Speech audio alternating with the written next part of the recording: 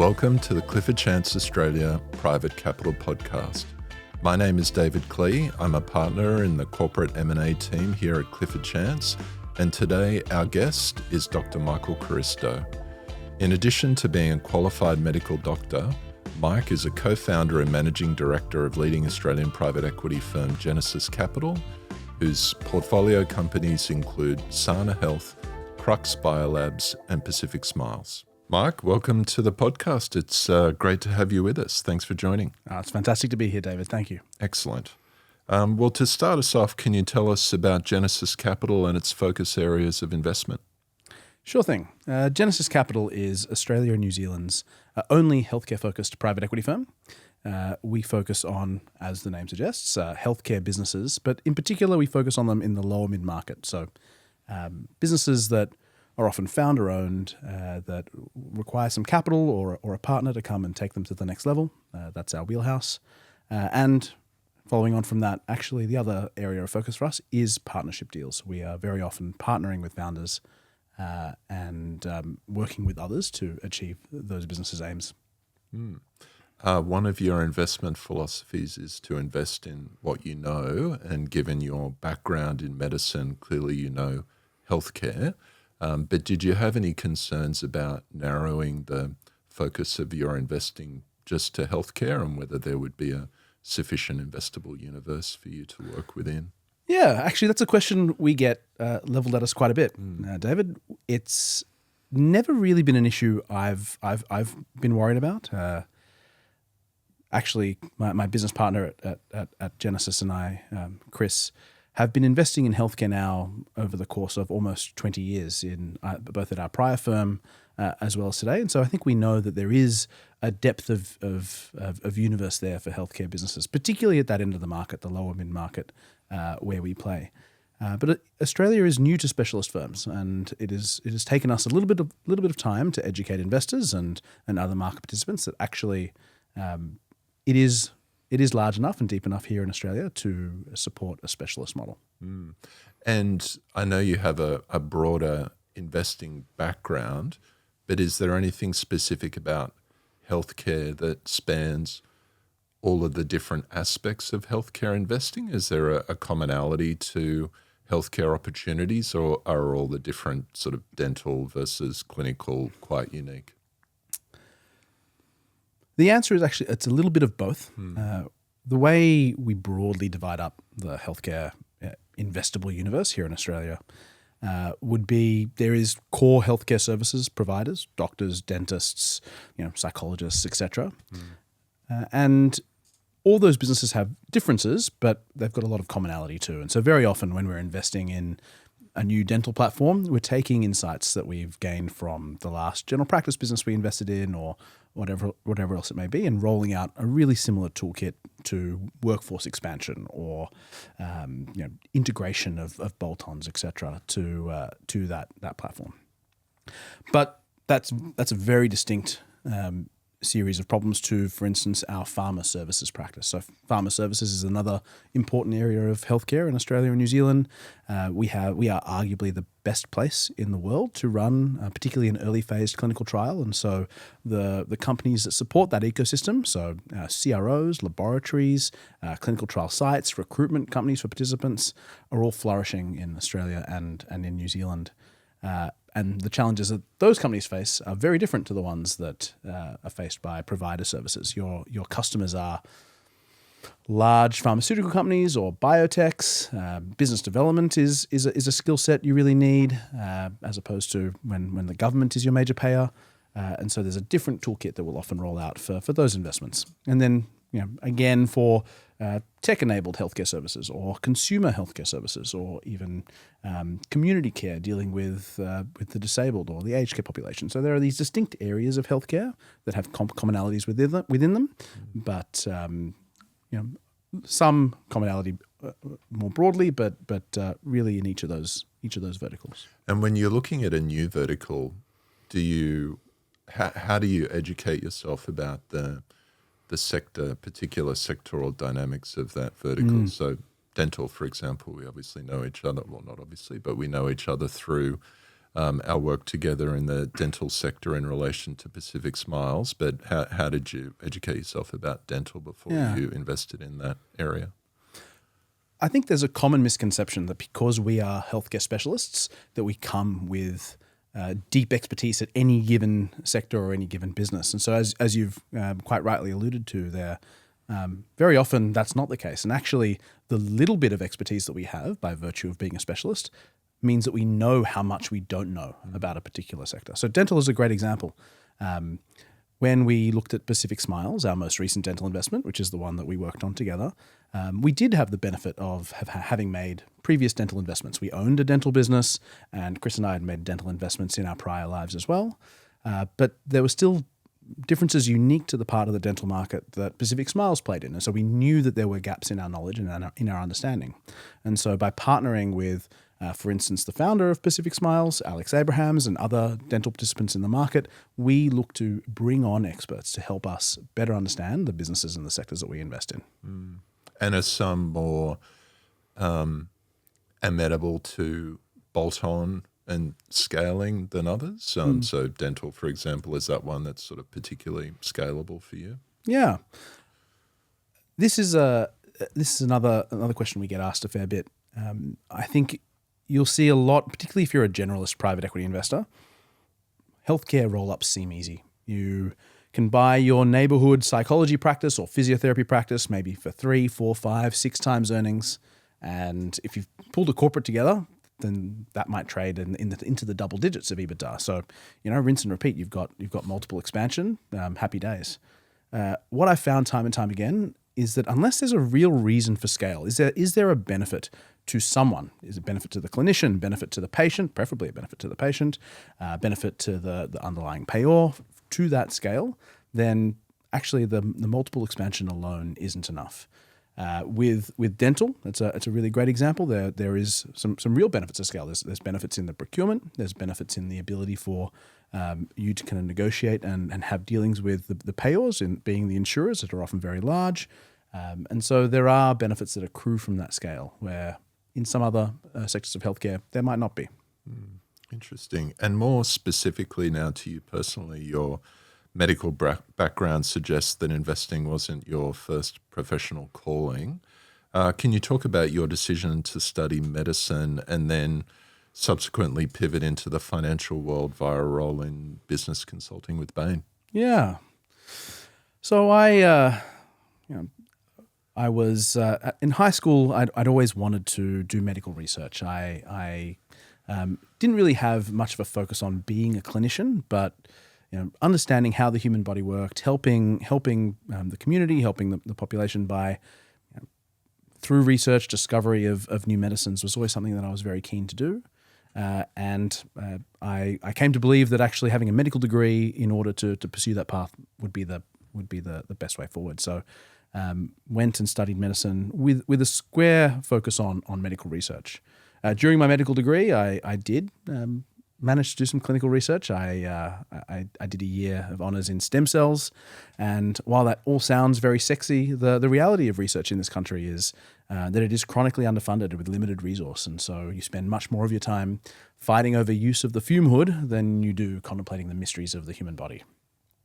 And so while simultaneously getting frustrated there, I had founded a business during medical school that was a healthcare education business, and the opposite experience was one that I felt that it was actually quite easy with some passion to grow that business into an important market need, and I really enjoyed the impact that we were having by virtue of growing that business. And so it was that taste that got me thinking, well, maybe a pathway to business is the right thing.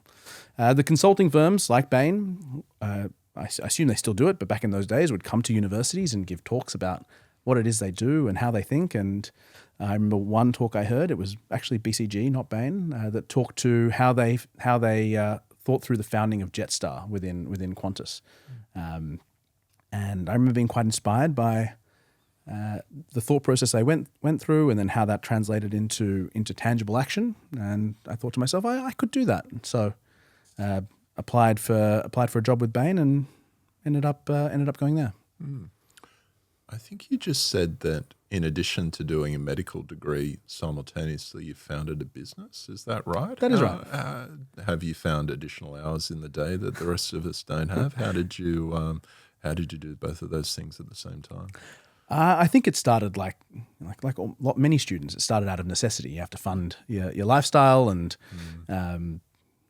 fund beers at the bar after uni. Yeah. And I never saw myself as an entrepreneur, but the business was one that taught people how to perform better in the exam that's required to get into medical school. It's called the UCAT now. Yeah. And I'd performed well in that exam myself, and some people in the year below me at school asked if I could teach them, and I said no, I couldn't do that. I wouldn't know how. And they said, "Well, we'll pay you $75 an hour." And I went, "I'm sure I could work it out." And then from there, the business flourished, word of mouth. We expanded interstate and into New Zealand, hired tutors, and I found that a really rewarding experience. Yeah. Yeah, far more rewarding than working in a servo, which was how I got through law school. But looking back on your time with Bain, are there any learnings, be it technical, cultural, otherwise, that you continue to apply now in your capacity as a private equity investor and business operator? Does it inform your day-to-day at all now? Yeah. So I was only at Bain, I think it might have been only 16 months, maybe 18 months. But despite that, as anyone that knows me knows, that I really do credit that period of time as being utterly transformative for my career. And I'm an evangelist for folk in a similar position to me to go through consulting to broaden their potential career pathways. I was a medical student, just graduated, and knew the 6th differential diagnosis of abdominal pain. But even though I'd founded a business, I didn't know what EBITDA was. I didn't know I didn't know how to structure my thinking. I just had entrepreneurial instincts. And that 16, 18 months at Bain really did transform me. And I think the skills that I use today, I think the number one thing is that it teaches you structure, how to structure your thinking around a commercial problem. And if you can structure your thinking really well around a commercial problem, then you can structure your communication. And if you can structure your communication, you can very often bring others along the journey with you. And I find that those are skills I still use over and over again today.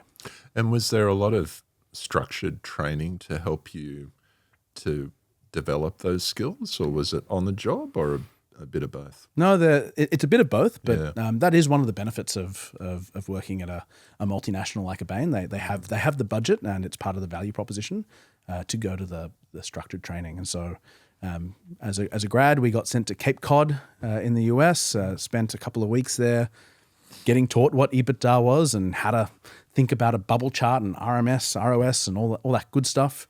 But as in most jobs, most of what you take with you is the on the job training. And consulting is often structured in small groups. You're working very intensely within a group of 4 over the course of 3-4 months, however long a case lasts, and you're working with some of the best minds in finance. And I learned a lot from the people I worked with there. And so, any tips for anyone thinking of going into consulting, or even anyone who's thinking of hiring a consulting firm for their business?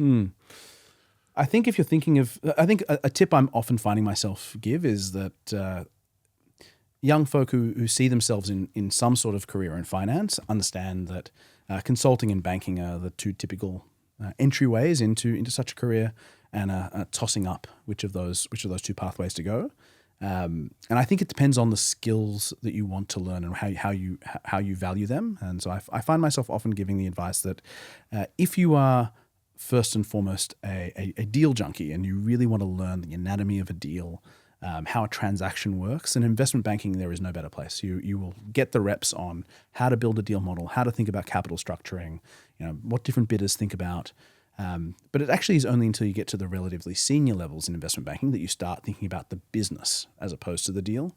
Whereas in consulting, I think you learn about the business really early on, but the trade-off is, we'll very frequently hire people from consulting 3, 4, 5 years in, and they don't know how to read a balance sheet. And so each has their own trade-off, but I personally really value that ability to structure your thinking around a business, pull it apart, pick up each piece, and then put it back together again. That's a really important skill set in investing. And potentially a shared experience is the lack of sleep between the two. Is that your experience in consulting? Is the myth the truth? Look, it's a special time in your life. You're in your 20s. You maybe don't have the obligations that you do when you're in your 30s, and it's a good trade-off to make, that you're going to use your time to accelerate some learning. So yes, it can sometimes be intense. Fast forward. So after your time with Bain, you worked with Crescent Capital as a senior investment professional. Are there any highlights or key takeaways from your time investing with Crescent? Yeah. I vividly remember when I first joined Michael and the team at Crescent that I knew that private equity was the career I wanted to have for the rest of my life. I didn't know what private equity was when I was a medical student joining Bain. I wasn't. There are lots of joiners that have that firmly as something they've got in their sights. I fell into it in my time at Bain, working as a consultant for private equity firms. I thought I liked it, thought I'd give it a go, and when I worked at Crescent, the ability to so quickly see the get feedback on the impact of your decisions and it being kind of the bleeding edge of commercial thinking, I found really rewarding. And so even to this day, my wife says I skipped to work. I knew that I loved private equity as soon as I joined Crescent. And the great thing about Crescent was that it had already a thriving practice in healthcare investing. Healthcare was something that I didn't get to do quite as much of at Bain, and I wanted to find my way back to it. It's the sort of place and has the sort of culture that really rewards self-propelled individuals. If you wanted to give something hard a crack, or you wanted to take ownership of a particular business problem, have at it was the sort of culture it had. And so I reveled in the impact I could have on these businesses, in finding businesses that I thought would make great investments. And within a really short period of time, I was doing things like leading the listing of a public company. I worked with Crescent and listed Life Healthcare in 2013, and I was maybe 2 or 3 years into my career at that point. Towards my 4th or 5th year, I even got the chance to be the interim CEO of one of our investees, which was an experience I found invaluable and use a lot of what I learned from that to this day. And so the ability to add value in a way that you felt was best in your patch was something I really enjoyed at Crescent. So quite a lot of responsibility straight away. Yeah, and you sort of could kind of dictate it yourself. So I was the sort of guy that was like, yeah, bring it on. I'll swim my hardest. And that was the sort of thing that was rewarded at Crescent. And so following your time with Crescent, you co-founded Genesis Capital with Chris Yoo, who you met at Crescent. In making that decision, did you see a gap in the market, or did you have a desire to write your own story together, or was it a bit of both? It was a bit of both. So it was probably more the former than the latter. I think Chris and I for obvious reasons, given my background, was really drawn to healthcare investing. And so at Crescent, all I did was healthcare investing. For Chris, it was a little bit different. As he describes, he fell into it because of how much of it that Crescent did. And so maybe 80 to 90% of his time was spent in the healthcare part of the portfolio. But we often felt like we were healthcare specialists trapped inside a generalist. We'd seen, we kind of looked up around the world and had seen that specialist models of investing were gaining ever more traction. I think there have been a number of publications that say that specialist investing adds about 5 IRR points to a fund versus generalist peers. And we saw that and really did believe and had a lot of conviction that Australia was a place that could reward specialist investing. And additionally, if you looked overseas, the 2 industries that reward specialists the most are healthcare and technology. And there was already a technology specialist that had preceded us. We weren't the first specialist firm in the country. And we said, well, someone's gonna fill that spot in Australia, and we think it should be us. So we very intentionally came out, founded a healthcare specialist, and focused on the lower mid market. And it was a very, very big cherry on top that I got to work with such a close friend and who I'd had a great working relationship with up until that point. And we've learnt that Genesis wasn't your first startup, but it was your first startup with a co-founder. And you've achieved a lot together with Chris. So I'd be interested to understand if it was a 1 + 1 = 3 scenario right from the start, or even how your relationship has evolved over the years together. Well, it actually wasn't my first startup with a co-founder. I co-founded that education business with my now wife. She wasn't at the time, so but that may make more sense because I often, to answer your question about what it's like working with Chris, I often think about it like a marriage, and it is an obligation that we take seriously when we take on other people's money to invest. They are backing us, and the way private equity works is you're investing that money potentially over up to a decade long by the time you have exited the last business. And so you really look each other in the eye and say, okay, we're going to be working together for the next decade. If we raise this next fund, are we good? And you do have to work on that relationship from time to time. But absolutely, it has been 1 + 1 = 3. I would say Chris and I have, and it's very important, I think, for co-founders in private equity to have a bedrock of shared philosophy. So we see value similarly. We have the same vision for where value sits in the market and what we like and what Genesis should stand for. We have a really similar, almost identical view on how we want to be custodians of our reputation and the firm's reputation. We think of Genesis as being a very long game for us. We're relatively young as it comes to private equity founders, and we want to be in this game for decades. And so we're always insisting that we make decisions that will preserve our reputation for decades into the future. And maybe the third thing that we share is a common view of the right culture for our team. I think there is a cultural shift amongst founders of private equity firms as you get more and more of the generation like myself and Chris that worked for a private equity founder as opposed to founded it from whole cloth. If you went back to the 90s and early 2000s, private equity was a new industry in Australia, and that cohort of founders, I think, is culturally quite different from the common set. So that's what we have in common, but we have differences that are generally additive. We're different in how we see and approach an investment. So while we see value in the same way, I'm often pushing the boundaries and kind of getting a little bit ahead of myself on what we could do with the business, and Chris might kind of bring me back down to earth on that. And we're maybe temperamentally a little bit different as well. We get along with different people and different executives, and so sometimes that'll be a Mike CEO or founder, and or that one might be a Chris one, and so. Overall, it's been a really productive partnership. But when you make investment decisions, do you make them together? So, for example, if you believed in something but Chris had reservations, would you only proceed if you both had conviction? Absolutely. We make all investment decisions together, and even if it's a deal that is being sponsored by one of the two of us, both of us wear the responsibility of that investment decision. It's also a really important check and balance. So. There are some private equity firms that have one strong voice, and it's that voice that kind of carries the investment process.